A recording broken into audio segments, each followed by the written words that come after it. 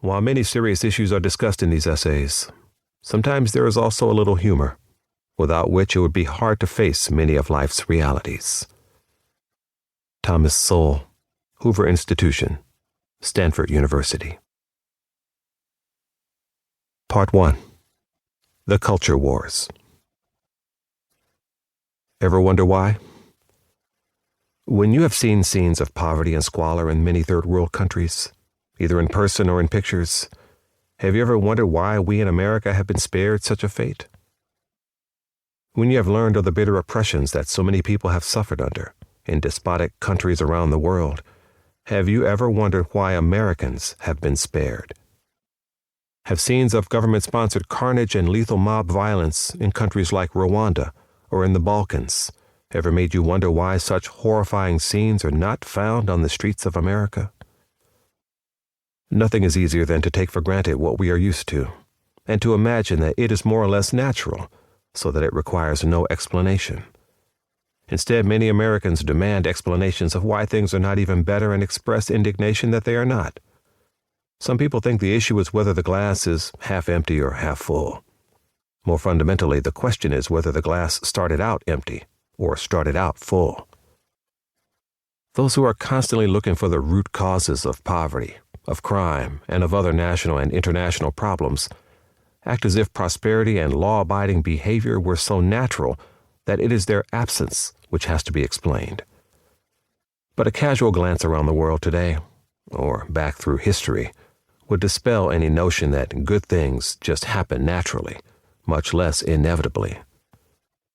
The United States of America is the exception, not the rule. Once we realize that America is an exception, we might even have a sense of gratitude for having been born here, even if gratitude has become uncool in many quarters.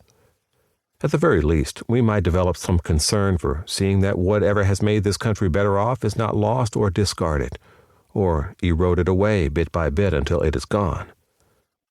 Those among us who are constantly rhapsodizing about change in vague and general terms seem to have no fear that a blank check for change can be a huge risk in a world where so many other countries that are different are also far worse off. Chirping about change may produce a giddy sense of excitement or of personal exaltation, but as usual, the devil is in the details. Even despotic countries that have embraced sweeping changes have often found that these were changes for the worse. The czars in Russia, the Shah of Iran, the Batista regime in Cuba were all despotic, but they looked like sweethearts compared to the regimes that followed. For example, the czars never executed as many people in half a century as Stalin did in one day. Even the best countries must make changes, and the United States has made many economic, social, and political changes for the better. But that is wholly different from making change a mantra. To be for or against change in general is childish. Everything depends on the specifics. To be for general change is to say that what we have is so bad that any change is likely to be for the better. Such a pose may make some people feel superior to others who find much that is worth preserving in our values, traditions, and institutions. The status quo is never sacrosanct, but its very existence proves that it is viable, as seductive theoretical alternatives may not turn out to be.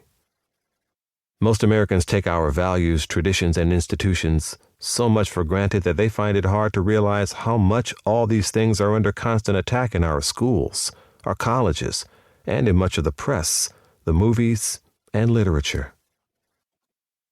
There is a culture war going on within the United States, and in fact within Western civilization as a whole, which may ultimately have as much to do with our survival, or failure to survive, as the war on terrorism.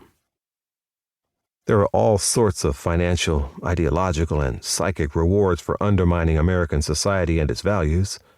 Unless some of us realize the existence of this culture war and the high stakes in it, we can lose what cost those Americans before us so much to win and preserve.